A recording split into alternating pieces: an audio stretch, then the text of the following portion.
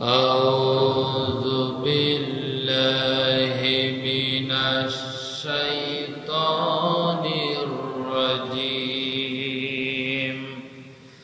بسم الله الرحمن الرحيم وقضى ربك ألا تعبدوا إلا إياه وبالوالدين إحسانا إما يبلغن عندك الكبر أحدهما أو كلاهما فلا تقل لهما أف ولا تنهرهما وقل لهما قولا كريما قرآن الكريم সূরাতুল বনি ইসরাঈল 23 নম্বর আয়াত কারিমা। আল্লাহ রাব্বুল আলামিন তার প্রিয় হাবিবকে আরশে আজিমের মধ্যে নিয়ে গেলেন, তার সামনে সামনে বসিয়ে 1 বছর নয় 2 বছর নয় 27টা বছর যাবত পর্যন্ত তার নিজস্ব ল্যাবরেটরিতে বসিয়ে পৃথিবীর শাসন ব্যবস্থাকে পরিচালনা করার জন্য যে 14টা মূলনীতি দিয়েছিলেন, এই 14টা মূলনীতি প্রিয় নবীজিকে শিক্ষা দিলেন। প্রিয় নবীজিকে 14টা মূলনীতি শিক্ষা দিয়েছিলেন। তার প্রথম নাম্বার মূলনীতি আমরা গত সপ্তাহে আলোচনা করেছি, যে ওয়াদা রব্বুকা আল্লা তা'বুদু ইল্লা ইয়্যাহু ওয়া বিল ওয়ালিদাইনি ইহসানা। হে নবী, আপনি বলুন যে আল্লাহর পক্ষ থেকে রায় হয়ে গেছে, সিদ্ধান্ত হয়ে গিয়েছে, ঘোষণা হয়ে গিয়েছে যে আল্লাহ ছাড়া আর পৃথিবীতে অন্য কারোর গোলামি করা যাবে না। এ পর্যন্ত আমরা গত সপ্তাহে শেষ করেছিলাম। 2 নম্বর মূলনীতি একই আয়াতের মধ্যে আল্লাহ তাআলা বর্ণনা করেছেন, ওয়াবিল ওয়ালিদাইনি ইহসানা, আর তোমরা তোমাদের পিতামাতার খেদমত করবে, ইহসান করবে, ভালোবাসবে, তাদের প্রয়োজন পূরণ করবে। এটা আল্লাহ রাব্বুল আলামিনের পক্ষ থেকে 2 নম্বর নির্দেশ বান্দার উপর। কোরআনুল কারীমের মধ্যে 6টা ইবাদত আছে, জোড়ায় জোড়ায় 3টি আকারে, যা একটা ছাড়া আর একটা কখনো কবুল হয় না। তার একটা হলো আকিমুস সালাত ওয়া আতুজ যাকাত। একজন ব্যক্তি নামাজ আদায় করবে কিন্তু যাকাত দেওয়ার সামর্থ্য আছে, কিন্তু যাকাত যদি সে না দেয়, আল্লাহ রাব্বুল আলামিনের নবীজি বলেছেন তার নামাজ আল্লাহ রাব্বুল আলামিনের দরবারে কবুল হবে না। বাংলা 2টা প্রতিশব্দ বোঝানোর জন্য মাঝখানে আমরা এবং শব্দ ব্যবহার করি, ইংরেজি বোঝানোর জন্য অ্যান্ড শব্দ ব্যবহার করি। আরবি গ্রামার অনুযায়ী 2টা প্রতিশব্দকে বোঝানোর জন্য মাঝখানে ওয়াও শব্দ ব্যবহার হয়ে থাকে। তাহলে আকিমুস সালাত ওয়া আতুজ যাকাত, মাঝখানে ওয়াও আছে। 2 নাম্বার আল্লাহ রাব্বুল আলামিন বলেছেন আতিউল্লাহ ওয়া আতিউর রাসূল, মাঝখানে ওয়াও আছে। আল্লাহ রাব্বুল আলামিনের হুকুম মানবে কিন্তু রাসূলের ইত্তেবা করবে না, অনুসরণ করবে না, পদ্ধতি মেনটেন করবে না। আল্লাহ রাব্বুল আলামিন বলেন তার কোনো ইবাদত আল্লাহ গ্রহণ করবেন না। এরপর আল্লাহ রাব্বুল আলামিন বলেছেন আল্লা তা'বুদু ইল্লা ইয়্যাহু ওয়া বিল ওয়ালিদাইনি ইহসানা। আল্লাহ রাব্বুল আলামিনের গোলামি হবে, কিন্তু একজন বান্দা তার পিতামাতার খেদমত করবে না, আল্লাহ রাব্বুল আলামিন তার কোনো ইবাদত কবুল করবেন না। এজন্য কোরআনুল কারীমের মধ্যে আল্লাহ রাব্বুল আলামিনের পরে পিতামাতার খেদমতের কথা বলা হয়েছে। আল্লাহ রাব্বুল আলামিন বলেন, আনিশকুরলি ওয়ালি ওয়ালিদাইকা, তোমরা আমার শুকর আদায় করার পরে তোমাদের পিতামাতার শুকর আদায় করবা। আমার শুকর আদায় করার পরে তোমরা তোমাদের পিতামাতার শুকরিয়া আদায় করবা। পিতামাতার শুকর আদায় করে, পিতামাতার শুকর আদায় করে বান্দা কখনোই শেষ করতে পারবে না। তাদের ঋণ কোনোদিন শোধ করা যায় না। একজন সাহাবা নবীজির কাছে এসে বললেন, ইয়া রাসূলুল্লাহ, আমি পিতামাতার হক আদায় করে ফেলেছি। তাকে জিজ্ঞাসা করা হলো, কিভাবে হক আদায় করেছো? তখন বলল, আমার মা এতই বৃদ্ধা, তাকে সঙ্গে নিয়ে কোলে করে, মাথায় করে, পিঠে করে হজ করেছি।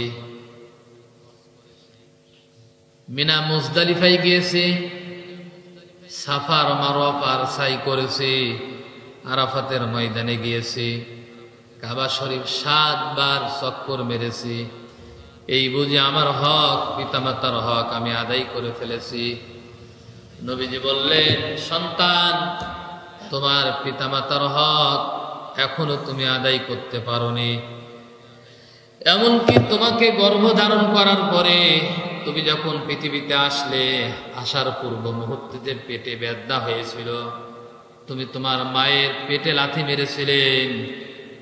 এই লাথির একটা লাথির আঘাত যে বেদনা পেয়েছিল, এই ঋণ আজ পর্যন্ত তুমি শেষ করতে পারো নাই।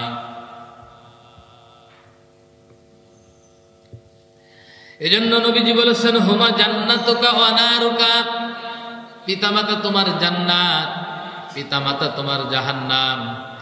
আল্লাহ রাব্বুল আলামিনকে সন্তুষ্ট করতে হলে পিতামাতার খেদমত লাগবে। যদি কোনো মা তার সন্তানের প্রতি যদি বেজার হয়ে থাকে, তাহলে আল্লাহ রাব্বুল আলামিনও তার প্রতি অসন্তুষ্ট হয়ে থাকে। কোনো মা, কোনো বাবা যদি সন্তানের উপরে সন্তুষ্ট হয়, আল্লাহ রাব্বুল আলামিনও তার উপরে সন্তুষ্ট হয়। হযরত আলকামা রাদিয়াল্লাহু তাআলা আনহু মৃত্যু শয্যায় শায়িত, তার স্ত্রী এসে নবীজির কাছে বললেন, ইয়া রাসূলুল্লাহ, আপনার আলকামা মৃত্যু শয্যায় শায়িত, মৃত্যুর যন্ত্রণা উঠে গেছে, কিন্তু সে কালেমা পড়তে পারছে না। আল্লাহ নবী কয়েকজন সাহাবীকে পাঠালেন, যাও তার পাশে বসে কালেমার তালকিন করো। কয়েকজন সাহাবা কালেমার তালকিন করতেছিলেন, কিন্তু এর উপরও আলকামার মুখ দিয়ে কালেমা আসছিল না। নবীজির কাছে অবজেকশন দেওয়া হলো। আল্লাহর নবী তাড়াতাড়ি চলে গেলেন। তিনি বুঝতে পেরেছেন কি কারণে সে কালেমা পড়তে পারছে না। সাহাবীদেরকে নির্দেশ দিলেন, কিছু খড়কুটা, কিছু খড়ি জোগাড় করা হোক। জোগাড় করে নিয়ে আসলেন, উঠানোর উপরে রাখা হলো। আল্লাহর নবী সাহাবীদেরকে বললেন, এই খড়কুটায় আগুন ধরানো হোক। আলকামার মা ঘরের মধ্যে থেকে বের হয়ে বলছে, এখানে আগুন কেন? আল্লাহর নবী বললেন, আপনার আলকামাকে এই মুহূর্তে আগুনের মধ্যে ফেলে দিয়ে জ্বালানো হবে। হযরত আলকামার মা আল্লাহ রাসূলের সামনে বলতেছে, ইয়া রাসূলুল্লাহ, আমি আমার আলকামাকে মাফ করে দিলাম। মা যখন মাফ করে দিয়েছে, সাথে সাথে অটোমেটিক তার জবান দিয়ে কালেমা উচ্চারিত হয়েছে, লা ইলাহা ইল্লাল্লাহু মুহাম্মাদুর রাসূলুল্লাহ, লা ইলাহা ইল্লাল্লাহ, জোরে লা ইলাহা ইল্লাল্লাহ, জোরে লা ইলাহা ইল্লাল্লাহ, সুবহানাল্লাহ। আলহামদুলিল্লাহ লা ইলাহা ইল্লাল্লাহ সুবহানাল্লাহ আলহামদুলিল্লাহ লা ইলাহা ইল্লাল্লাহ লা ইলাহা ইল্লাল্লাহ মুহাম্মাদুর রাসূলুল্লাহ সাল্লাল্লাহু আলাইহি ওয়াসাল্লাম। আলকামার মা বলতেছে, সারা জীবন আমার এই সন্তান বইয়ের কথা শুনতো, আমার কথা শুনতো না। এজন্য মা বদদুয়া করেছিলেন। আলকামার জবান দিয়ে কালেমা বন্ধ হয়ে গিয়েছিল, অথচ নবীজি বলেছেন, যার জীবনের শেষ কালেমা লা ইলাহা ইল্লাল্লাহ হবে, আল্লাহ রাব্বুল আলামিন তাকে মাফ করে দেবেন।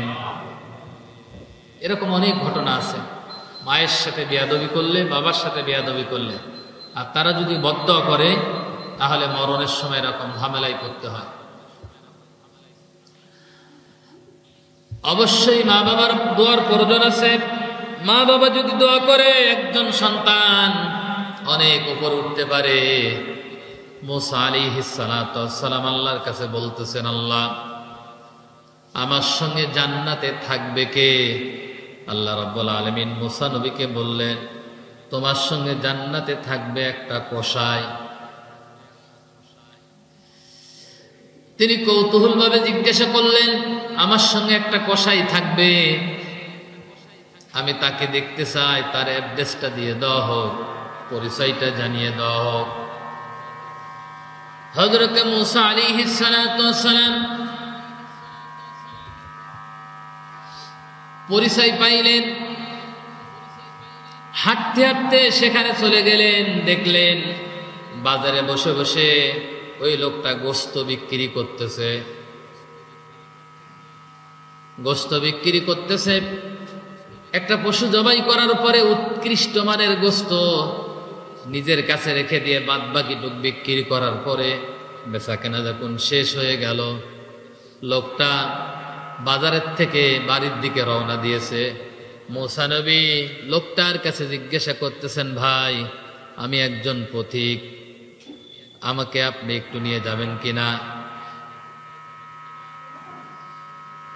লোকটা মুসা নবীকে অতিথি করে নিয়ে গেলেন, হুজরাখানায় বসতে দিলেন। বাড়ির মধ্যে গিয়ে ওই উৎকৃষ্ট মানের গোশতটুকু কিমা বানিয়ে রান্না করে মায়ের জন্য মুখে তুলে তুলে খাওয়াচ্ছেন। আর মা দোয়া করতেছে, তোমার জন্য দোয়া করলাম এই জামানার পয়গম্বর মুসা নবীর সঙ্গে যাতে তুমি জান্নাতে থাকতে পারো। কসাই বলতেছে, মা মুসা নবী একজন পয়গম্বর, আমি একজন কসাই, তোমার দোয়া মঞ্জুর হবে না। কিন্তু মুসা নবী হুজরাখানায় বসে বসে সব শুনতেছিলেন। লোকটা যখন মুসা নবীর জন্য খাবার নিয়ে আসলেন, মুসা নবী লোকটাকে বললেন, তোমার না মা আছে? এত সময় পর্যন্ত খাবার খাওয়াচ্ছিলে, এত সময় পর্যন্ত খাবার খাওয়াচ্ছিলে, তোমার মা যে দোয়াটা করেছে ওই দোয়াটা আল্লাহ রাব্বুল আলামিন সাথে সাথেই মঞ্জুর করে নিয়েছে। আমি সেই মুসা নবী, যে সংবাদটা তোমার কাছে দোয়ার জন্য আমি এখানে এসেছি। এজন্য দ্বিতীয় নম্বর কোরআনের মূলনীতি অবিল ওয়ালিদাইনি ইহসানা। আল্লাহর ইবাদতের পরে পিতামাতার খেদমত করা আল্লাহ রাব্বুল আলামিন আমাদের উপরে ফরজ করে দিয়েছেন। পিতামাতার নাফরমানি করা, আল্লাহর নাফরমানি করা, পিতামাতার শুকর আদায় করা, আল্লাহর ইবাদত করা। কোরআন আল কারীমের মধ্যে অনেক ঘটনা আছে, আমি এক একটা পয়েন্টের উপরে বেশি রেফারেন্স দিতে পারবো না, যেহেতু 14টা মূলনীতি জানানোর ইচ্ছা। এবার আসেন 3 নাম্বার মূলনীতি। আমার আল্লাহ বলতেছেন,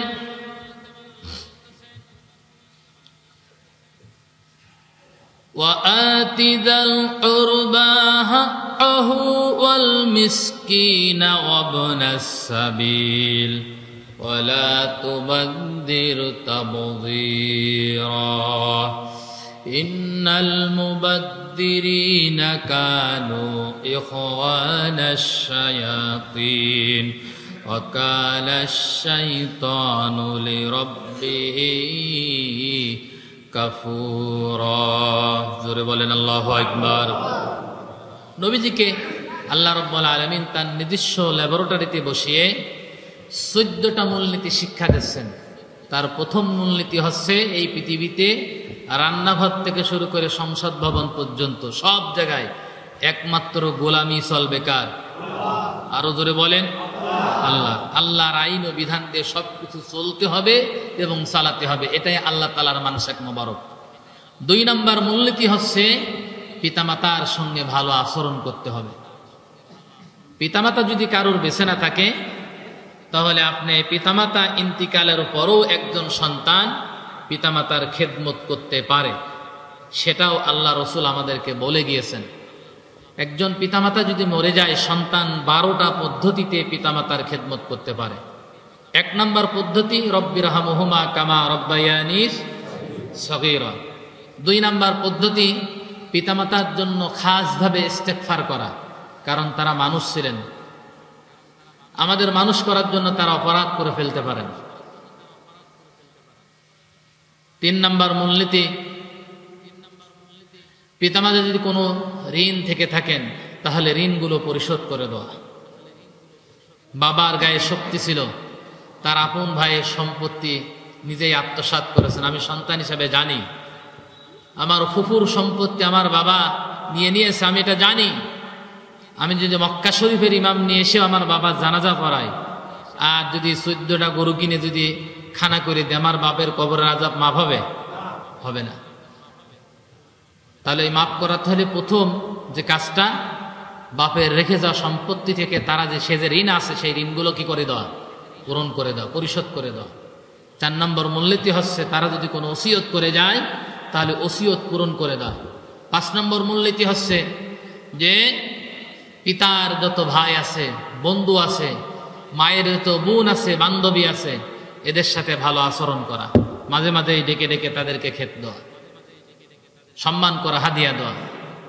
এগুলো এরকম 12টা মূলনীতি আছে, 12টা পদ্ধতি আছে পিতামাতা ইন্তিকাল করার পরে একজন সন্তান তার পিতামাতার খেদমত করতে পারে। আমরা এবারে 3 নম্বর মূলনীতির কথা বলতেছিলাম, যা প্রিয় নবীজিকে আরশে মহল্লায় নিয়ে গিয়ে শেখানো হচ্ছে।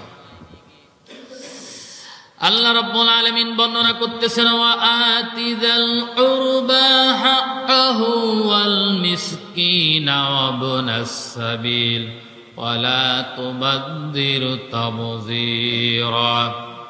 আর তোমরা নিকটতম আত্মীয়কে, মিসকিনকে আর মুসাফিরের যে হক আছে তোমাদের মধ্যে সেই হকগুলো দিয়ে দাও। দান 2 প্রকার। দান কয় প্রকার? এটা ফরজ দান আর একটা হচ্ছে নফল দান। জাকাতের টাকা ব্যয় করে এটা ফরজ দান, পিতামাতার প্রতি খরচ করে এটা ফরজ, ইসলামী আন্দোলনের জন্য অর্থ ব্যয় করে এটা ফরজ। এছাড়াও আমার নিকটতম আত্মীয় আছে, দূরতম আত্মীয় আছে, নিকটতম প্রতিবেশী আছে, দূরতম প্রতিবেশী আছে, বন্ধু বান্ধব আছে, খেলার সাথী আছে, মহল্লার লোকজন আছে, রাস্তাঘাটে চলতে গেলে যে ফকির মিসকিন আছে, মুসাফির আছে, এরা যদি আমার কাছে সাহায্য চায় তাহলে সেই সাহায্যগুলো সজ্ঞানে সচ্চাই তাদের হাতে অর্পণ করা, কারণ আমি তাদের কাছে ঋণী আছি।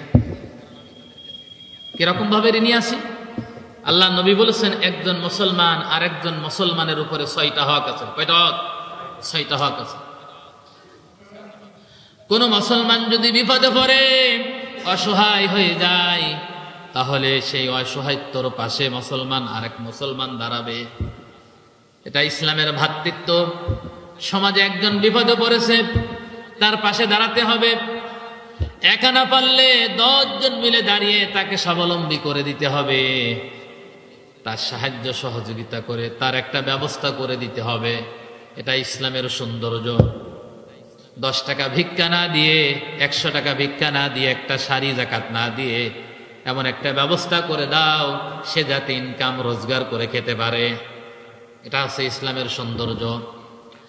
নবীজির কাছে একজন ভিক্ষা চাইতে এসেছেন। নবীজি বললেন, তোমার কাছে কি আছে? আল্লাহ নবীর সামনে ভিখারি বলল, আমার তো কিছু নাই, একটা চাদর আছে। বললেন, চাদরটা বিক্রি করে নিয়ে আসো। বিক্রি করে নিয়ে আসলেন। নবীজি একটা কোরাল কিনে দিলেন আর কিছু খাদ্য দ্রব্য হাতে তুলে দিলেন। বললেন, এই খাবারগুলো খাও, কোরাল দিয়ে জঙ্গলে কাট কাটো, তোমার রিজিকের ব্যবস্থা আল্লাহ তাআলা করে দেবে। নিকটতম আত্মীয়দের হক আছে। আপনি যখন সুখে থাকবেন সেই সুখে তাদেরকে অংশীদার করবেন। আপনি যখন দুঃখে থাকবেন তারা আপনার দুঃখে শামিল হবে। এটা আল্লাহ রাব্বুল আলামিনের নির্দেশ। আল্লাহ রাব্বুল আলামিনের এটা নির্দেশ। কোরআনুল কারীমের মধ্যে অসংখ্য আয়াত আছে, নবীজির মুখরিত অসংখ্য হাদিস আছে। আল্লাহ নবী বলেছেন, যে ব্যক্তি আত্মীয়তার সম্পর্ক বজায় রাখে, আল্লাহ রাব্বুল আলামিন বান্দার সম্পর্ক তার সঙ্গে বজায় রাখেন। আত্মীয়তার সম্পর্ক যে ব্যক্তি ছিন্ন করে, আল্লাহ রাব্বুল আলামিন বান্দার সম্পর্ক তার সাথে ছিন্ন করেন। নবীজি আরেকটি হাদিসের মধ্যে বর্ণনা করেছেন, নিজেকে বরকত বাড়াতে চাও, হায়াত বৃদ্ধি করতে চাও, তাহলে আত্মীয়তার সম্পর্ক বজায় রাখো, বেশি বেশি দান করো, তাদের পাশে দাঁড়াও। আল্লাহ রাব্বুল আলামিন তোমার হায়াত বৃদ্ধি করে দেবেন, তোমার রিজিকও বৃদ্ধি করে দেবেন। জোরে বলেন সুবহানাল্লাহ। আরেকটা হাদিসের মধ্যে নবীজি বলেছেন, লা ইয়াদখুলুল জান্নাতা আত্তাক, আত্মীয়তা ছিন্নকারী কোন ব্যক্তি কোনদিন জান্নাতে যাবে। একজন ব্যক্তি জান্নাতে যাবে, জান্নাতে যাওয়ার পরে জান্নাতের গেটে নেম প্লেটের গায়ে লেখা থাকবে, লা ইয়াদখুলুল জান্নাতা আত্তাক, আত্মীয়তা ছিন্নকারী জান্নাতে যাবে না। আপনি যদি দূর সম্পর্ক যদি হয়, সম্পর্ক রাখার মতন পরিবেশ নেই, আপনি তার জন্য দোয়া করেন।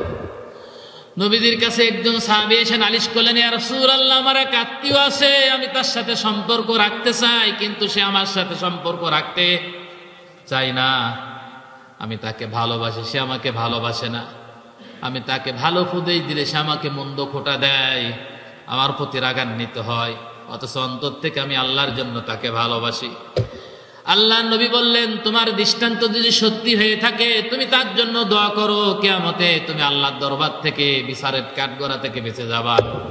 সে যে তোমার সাথে সম্পর্ক রাখে না, এই জন্য কিয়ামতে আল্লাহর দরবারে আসামি হয়ে যাবে। এই জন্য আত্মীয়তা, যত রকম আত্মীয় আছে, সেই আত্মীয়দের সাথে সম্পর্ক রাখতে হবে, এটা আল্লাহর নির্দেশ। কারণ এই পৃথিবীতে সমাজ ব্যবস্থায় ভারসাম্যশীল পরিবেশ তৈরি করার জন্য আত্মীয়তার সম্পর্ক বজায় রাখার বিকল্প নেই। কিন্তু মুসলমান এখন বন্ধুর সাথে সম্পর্ক রাখে, ধর্ম কুটুম পাতায়, তার সাথে যতটুকু রিলেশন, আত্মীয়তার সাথে রিলেশন কম, ঠিক কিনা? ধর্ম কুটুম পাতানো ইসলামের শরীয়তে জায়েজ না, এটা হারাম। আপনার স্ত্রী নিয়ে ধর্ম কুটুম পাতায়, সেই বাড়ি গেলেন বেড়াতে, সেই লোক আপনার বাড়িতে আসলো, পদ্মা লঙ্ঘন হলো, গুনাহ হবে। কিন্তু আপনি যদি আপনার নিকটতম আত্মীয়কে দাওয়াত করে খাওয়ান, আপনিও যদি তার বাড়িতে যান, তাহলে আল্লাহ রাব্বুল আলামিনের সম্পর্ক, বান্দার সম্পর্ক আপনার সাথে বজায় থাকবে। প্রিয় ভাইরা আমার, এটা হচ্ছে 3 নম্বর মূলনীতি। 4 নম্বর মূলনীতি আমার আল্লাহ রাব্বুল আলামিন শিখাচ্ছেন, ওয়ালা তুবাদ্দির তাবযীরা, অপচয় করবা না। কি করবা না? অপচয়। অপচয় হচ্ছে শয়তানের ভাই। অপচয়কারী কে? শয়তানের ভাই। নামাজ না পড়লে মানুষকে শয়তানের ভাই বলা হয়নি, রোজা না করলে মানুষকে শয়তানের ভাই বলা হয়নি, হজ না করলে মানুষকে শয়তানের ভাই বলা হয়নি। কিন্তু কোন ব্যক্তি যদি অপচয় করে, আল্লাহ রাব্বুল আলামিন তাকে শয়তানের ভাই বলেছেন। শয়তানের ভাই হতে কি আমরা রাজি আছি নাকি? একটু সাবধান হবেন। শয়তানের ভাই হওয়া যাবে না, কোন ধরনের অপচয় করা যাবে। পৃথিবীতে বিভিন্ন রকমের অপচয় হয়। আল্লাহ রাব্বুল আলামিন কোরআনুল কারীমের মধ্যে বিভিন্নভাবে উল্লেখ করে দিয়েছেন,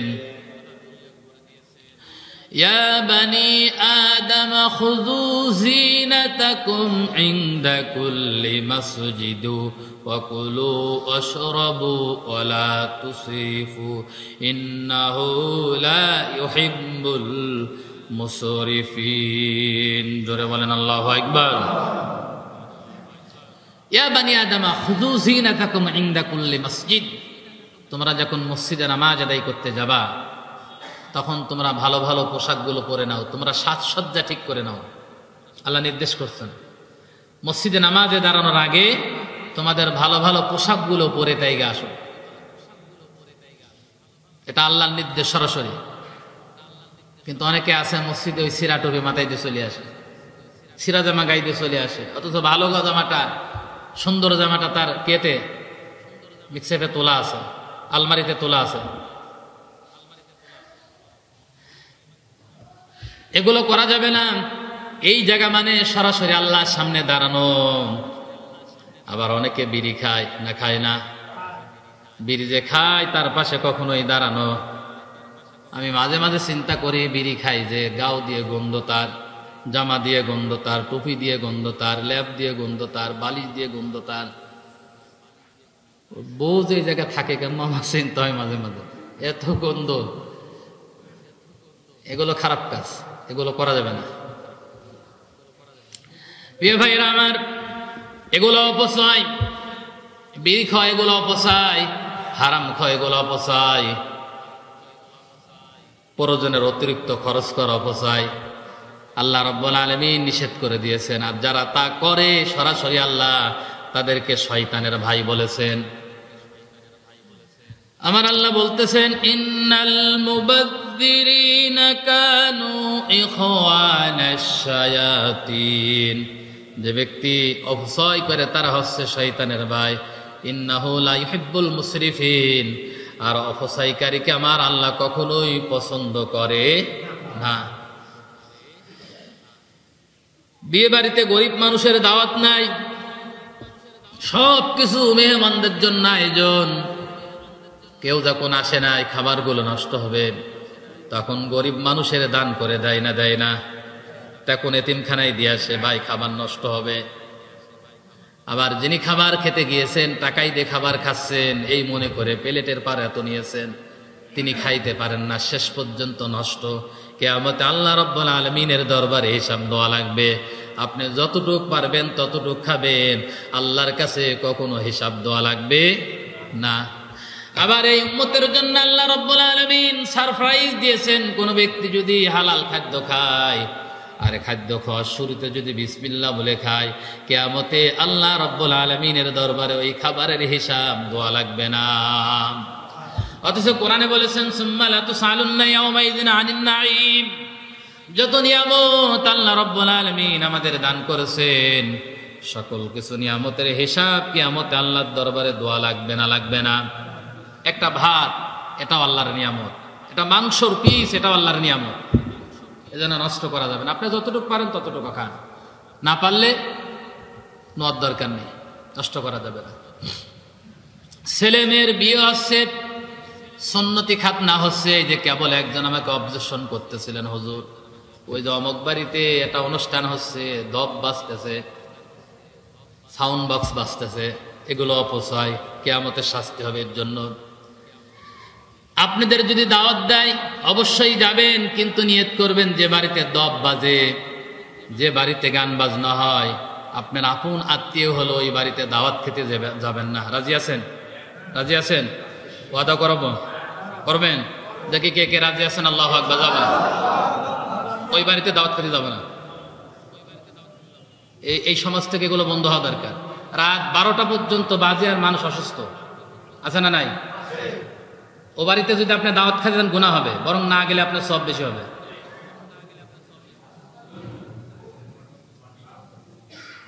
এগুলো কাজ করা যাবে না সমাজে প্রিয় ভাইরা আমার এগুলো অপচয় বিশাল সাজসজ্জা করেছেন যেগুলো প্রয়োজনের বাইরে এগুলো অপচয় তবে ইসলামে সারা জীবনই সৌন্দর্য আছে না নাই ইসলাম সৌন্দর্যকে পছন্দ করে ভদ্রতাকে পছন্দ করে এতটুকুর মধ্যে সীমাবদ্ধ রাখেন এমন অপচয় করা যাবে না অর্থ খরচ করা যাবে না যেগুলোর কারণে কিয়ামতে আমাকে আল্লাহর দরবারে হিসাব দিতে হবে। প্রিয় ভাইরা আমার, এটা হচ্ছে 4 নম্বর মূলনীতি। এরপর আমার আল্লাহ রাব্বুল আলামিন 5 নম্বর মূলনীতির কথা বর্ণনা করতেছেন। ওয়া ইম্মা তু'রিদান্না আনহুম ইবতিগাআ রাহমাতিম মির রাব্বিকা তারজুহান ফাকুল লাহুম কাওলাম মাইসুরা। আল্লাহ রাব্বুল আলামিন নবীজিকে আরশে মহল্লায় নিয়ে গিয়ে 14টা মূলনীতি শিক্ষা দিচ্ছেন। কারণ আগামী দিনে ইসলামিক রাষ্ট্র তার হাতে তুলে দেবেন।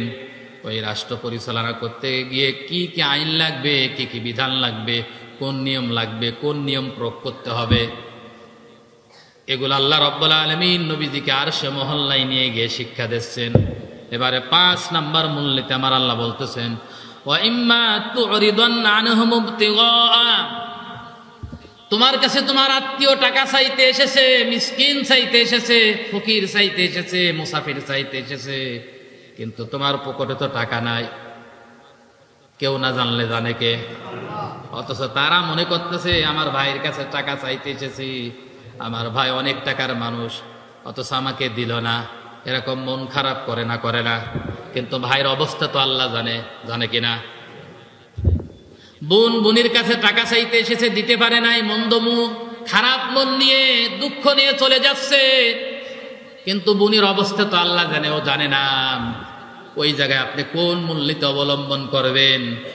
যে মূলনীতি অবলম্বন করলে সম্পর্ক বজায় থাকবে, ভদ্রতা বজায় থাকবে, ভালোবাসাও থাকবে, আন্তরিকতাও থাকবে, সম্পর্ক নষ্ট হবে না। অনেকের টাকা ধার না দিলে সম্পর্ক নষ্ট হয় না? হয় না? হয়। সেটা ভাই হোক, বন্ধু হোক, অন্য জায়গাও হতে পারে। আপনি ওই সময় কোন মূলনীতি অবলম্বন করবেন আল্লাহ তাও শিক্ষা দিয়েছেন। আল্লাহ বলতেছেন, ইম্মা তু'রিদান্না আনহুম ইবতিগাআ রাহমাতিম মির রাব্বিকা, তাকে নরম নরম ভাষায় ভদ্রতার সাথে তার মাথায় হাত দিয়ে বলো, বাবা, ভাই, বোন, আসলে আমার দোয়ার ইচ্ছা আছে, কিন্তু আমার কাছে কোনো টাকা নেই। তুমি আরেক সময় এসো, ইনশাআল্লাহ আমি তোমাকে কিছু টাকা দেবো, ঠিক কিনা? কিন্তু আপনি এমন গরম ছুটালেন, এমন ভাবে কথা বললেন, ও মন খারাপ করে কি ও ধারণা করলে না টাকা ওর কাছে আছে। একটা ভিখারি ভিক্ষা চাইতে এসেছে, টাকা নেই, ধমক দিয়ে খেদানো কাম নেই, এই বেটা তুমি নামাজ পড়ো, রোজা রাখো, ভিক্ষা করো কেন? ইসলামে ভিক্ষা করা যদিও নিকৃষ্ট কাজ, তবে এটা জায়েজ। এটা কি? এখানে অনেক মানুষ টাকা চাইতে আছে, আজকে একজন বলেছে, হুজুর আমার জন্য বলে দেবেন, আমাকে যেন কিছু সহযোগিতা করে। এখন গ্রামে দেখবেন, মসজিদে দেখবেন, মসজিদের সামনে নামাজের শেষে অনেক ফকির গুলো দাঁড়িয়ে যায়। অনেক দোকানদার ভাইরা বলে, হুজুর আমাদের জন্য একটু ওয়াজ করেন। ফকিরের ভিক্ষা দিতে দিতে আমরা শেষ হয়ে গেলাম। প্রতিদিন এক এক দোকানে অন্তত 30 জন 40 জন করে আসে, ঠিক না? এখন আপনি আমাকে উপদেশ দিলেন, নিষেধ করেন না, এই ওয়াজ করার এখতিয়ার আমার নাই, কারণ আমার আল্লাহ 1500 বছর আগে নবীজির উপর আয়াত নাজিল করে দিয়েছেন কি, কোন সাইল যদি হাত পাতে সন্তুষ্ট চিনতে তোমার পকেটে যদি থাকে, তুমি যতটুক পারো তারে ততটুক দিয়ে দাও। না পারলে মিষ্টি মিষ্টি ভাষায় কথা বলো, বাবা এখন আমি দিতে পারবো না, অন্য সময় আসবেন, ইনশাআল্লাহ দেওয়ার চেষ্টা করব। কিন্তু তাকে ধার করে ধাক্কা দিয়ে বকা দিয়ে বের করে দেওয়া ইসলামী শরিয়াতে এটা জায়েজ নাই। আল্লাহ তাআলা এটা হারাম করে দিয়েছেন। ফি আমওয়ালিহিম হাক্কুল লিসাইলি ওয়াল মাহরুম, ধনীদের সম্পদের মধ্যে গরিবদের হক দিয়েছেন কে? আল্লাহ। এটা আমার কথা না, এটা আল্লাহর কথা। ভিক্ষে করা জায়েজ, তবে ওটা নিকৃষ্ট জায়েজ। তালাক দেওয়া জায়েজ, তবে ওটা নিকৃষ্ট জায়েজ, ঠিক কিনা? এটা আল্লাহ করেছেন। তবে না দেওয়ার সময় ভদ্রতার সাথে কথা বলবেন, নরম নরম কথা বলবেন, মাথায় হাত দিয়ে কথা বলেন, ভাইকে গায়ে হাত দিয়ে কথা বলেন, ভাই রে তুই এমন সময় টাকাটা চাইতে আসলে সত্যি আমার কাছে টাকা নাই, যদি থাকে ইনশাআল্লাহ তুই কিছুদিন পরে আসিস, তোমারে দেবো। এই সম্পর্ক যখন আপনি মাথায় হাত দিয়ে বলবেন, গাও হাত দিয়ে বলবেন, ভদ্রতার সাথে বলবেন, দরদ নিয়ে যখন বলবেন, সম্পর্ক নষ্ট হবে না, খারাপ হবে না। বরং আপনার জন্য দোয়া করবে। সেও বলবে না, আমি যতটুকু আন্তরিকতা দেখেছি অবশ্যই আমার ভাইয়ের কাছে যদি থাকতো আমাকে দিত, ধার দিত, হাওলাত দিত, করজে হাসানা দিত। করজে হাসানা দোয়া দ্বিগুণের চাইতে বেশি সওয়াব আল্লাহ তাআলা দান করে। আল্লাহ নিজে করজ চেয়েছেন কোরআনে, মান যাল্লাযী ইউরিদুল্লাহ করদান হাসানা, কে আছো তোমরা আমাকে করজে হাসানা দাও, আমি তোমাদেরকে বহু গুণে বৃদ্ধি করে ফেরত দিয়ে দেব। এটা আল্লাহ বলতেছেন। প্রিয় ভাইরা আমার, এটা হচ্ছে 5 নম্বর মূলনীতি। এবার আসেন 6 নম্বর মূলনীতি। আমার আল্লাহ বলতেছেন, ولا تجعل يدك مغلولة إلى عنقك ولا تبسطها كل البسط فتقعد ملوما محسورا। জোরে বলেন আল্লাহু আকবার। প্রিয় ভাইরা আমার, এবার একটু কঠিন আছে। আল্লাহ রাব্বুল আলামিন বলতেছেন, তোমরা কৃপণ হইও না। দান করার কথা আগে বললেন, এবার আল্লাহ বলতেছেন 6 নম্বর মূলনীতি দিয়ে বলতে, তোমরা কৃপণ হইও না। দান করার একটা মূলনীতি আল্লাহ রাব্বুল আলামিন শিক্ষা দিয়ে দিলেন। তোমরা তোমাদের হাতকে গলায় বেঁধে রেখো না, হাতকে আবার ছেড়েও দিও না। গলায় যদি বেঁধে রাখো সমাজে তোমার নাম কৃপণ হয়ে যাবে। কৃপণকে আল্লাহ তাআলা পছন্দ করে না। আবার বেশি টাকা আছে বলেই বেশি দান করতে হবে, এটাও আল্লাহ পছন্দ করে না। কারণ বেশি বেশি যদি টাকা আছে, বেশি বেশি যদি সব সময় দিতেই থাকো, যেমন ইচ্ছা তেমনই, কোনো প্ল্যান ছাড়া, কোনো প্রোগ্রাম ছাড়া যদি আপনি দিতেই থাকেন, তাহলে আপনার পকেট আবার শূন্য হয়ে যাবে, ঠিক কিনা? আল্লাহ পদ্ধতি দিয়েছেন, খরচ করার ব্যালেন্স দিয়েছেন আল্লাহ তাআলা। কিভাবে খরচ করতে হবে গলায় বাঁধতে নিষেধ করেছেন, হাতও ছেড়ে দিতে নিষেধ করেছেন। এখানে আল্লাহ তাআলা কৃপণতার কথা বুঝিয়েছেন। কৃপণ ব্যক্তির উপরে আল্লাহর লানত। আল্লাহ রাব্বুল আলামিন বলেন 3 ব্যক্তি হচ্ছে আমার শত্রু। কয় ব্যক্তি? 3 ব্যক্তির মধ্যে এক ব্যক্তি হচ্ছে কৃপণ। যেমন কারুনকে আল্লাহ রাব্বুল আলামিন সম্পত্তি দিয়েছিলেন, ওয়াহসিন কামা আহসান। আল্লাহ বললেন, ও কারুন, সম্পদ আমি দিয়েছি, তুমি আমার জন্য খরচ করো। কারণ বলল, না, এই সম্পদ আমি আমার মেধা দিয়ে, যোগ্যতা দিয়ে অর্জন করেছি। আল্লাহ রাব্বুল আলামিন কারুনকে মাফ করার একটা সিদ্ধান্ত নিলেন, সেটাও সে হাতছাড়া করে ফেললেন। আল্লাহ রাব্বুল আলামিন কারুনকে সাথে সাথেই মাটির মধ্যে গেড়ে দিয়েছেন। আল্লাহ রাব্বুল আলামিন বলেন 3 ব্যক্তি জান্নাতে যাবে না। কয় ব্যক্তি? এই হাদিসের মধ্যে আছে। আগের ব্যক্তির বললাম 3 ব্যক্তি হচ্ছে আল্লাহর শত্রু, তার মধ্যে একজন হচ্ছে কৃপণ।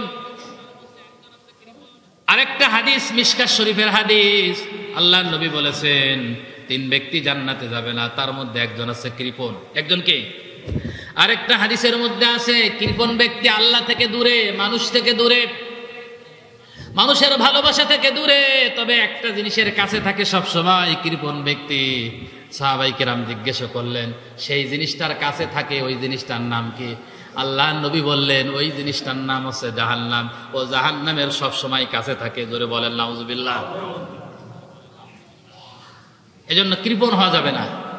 আপনি 500 পারেননি, 5 টাকা দিয়ে সহযোগিতা শরীক হয়ে যান, তা আপনার নামটা আপাতত কৃপণের খাতায় যাবে না।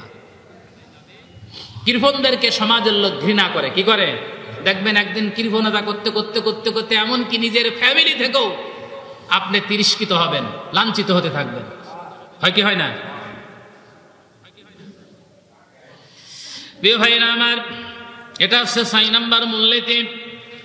এবার আসেন 7 নম্বর মূলনীতিতে আমার আল্লাহ রাব্বুল আলামিন বর্ণনা করতেছেন, ওয়ালা তাকতুলু আওলাদাকুম খাশিয়াতা ইমলাক নাহনু নারযুকুহুম ওয়া ইয়্যাকুম ইন্না কতলাহুম কানা খিতিয়ান কাবীরা। ওয়ালা তাকতুলু আওলাদাকুম খাশিয়াতা ইমলাক, খবরদার তোমরা দারিদ্রতার ভয়ে সন্তানদেরকে হত্যা করবা না। দারিদ্রতার ভয়ে সন্তানদের হত্যা করবা না। সন্তান হত্যা করা কবিরা গুনাহ, কিয়ামতে আসামি হওয়া লাগবে। অন্য সূরায় আছে কিয়ামতে যে সন্তান হত্যা হয়েছে পিতামাতা দ্বারা, কিয়ামতে আল্লাহর সামনে দাঁড়াবে তারা। আল্লাহ তাদেরকে বলবে তোমাদের কেন হত্যা করা হয়েছিল? সন্তান তখন পিতামাতার বিরুদ্ধে আল্লাহর দরবারে মামলা দায়ের করবে। গতকালকেও দেখলাম সংবাদে স্বামীর সঙ্গে রাগারাগি হয়েছে মা বেচারা দুইটা সন্তানকে বিষ পান করিয়েছে, তাকে হত্যা করে নিজেও বিষ পান করতে গেছে, কিন্তু মৃত্যুর মালিককে সে নিহত হই নাই, সে বিষ পান করে মৃত্যুবরণ করে নাই, কিন্তু তার হাতে দুইটা সন্তান নিহত হয়ে গেছে। আবার রিজিকের ভয়ে হত্যা করা, আমার এতগুলো সন্তান খেতে দেব কিভাবে? আল্লাহ বলেন খেতে তুমি দাও না, কে দেয়? রিজিকের মালিক কে? আল্লাহ রব্বুল আলামিন খেতে দেয়। একজন মানুষ পৃথিবীতে আসার 50,000 বছর আগে তার রূহ যখন তৈরি হয়েছে, এই রূহ তৈরি করার 50,000 বছর আগে মানুষের রিজিক আল্লাহ রব্বুল আলামিন বরাদ্দ করে রেখেছেন। রিজিক আমরা আমাদের সন্তানদেরকে খেতে দেই না, বরং খেতে দেয় কে? আল্লাহ। আবার বিভিন্ন রকম পদ্ধতি আছে, বহু রকম পদ্ধতিতে সন্তান হত্যা করার এই পৃথিবীতে টেকনোলজির এই যুগে, বিজ্ঞানের এই যুগে আছে পদ্ধতি। সাহাবায়ে কেরামদের যুগে আজল ছিল। কি ছিল?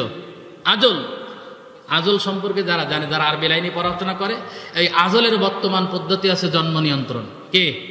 জন্ম নিয়ন্ত্রণ। সাহাবায়ে কেরাম রাসূলের কাছে এসে বললেন, ইয়া রাসূলুল্লাহ আমরা আজল করব।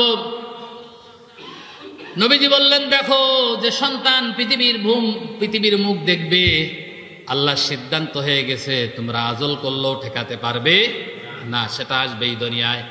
ফেরাউন ঠেকিয়েছিল মূসা নবীকে দুনিয়া আসতে দেবে না, কিন্তু আল্লাহ বলেছে মূসা দুনিয়ায় আসবে, ঠেকাতে ফেরাউন পারে নাই। এটা হচ্ছে 7 নম্বর মূলনীতি। এর উপরে এক একটা কোরআনের আয়াতের উপরে আরো অনেক দলিল আছে, হাদিস আছে, আমরা সেগুলো দিতে গেলে অনেক সময়ের প্রয়োজন হবে।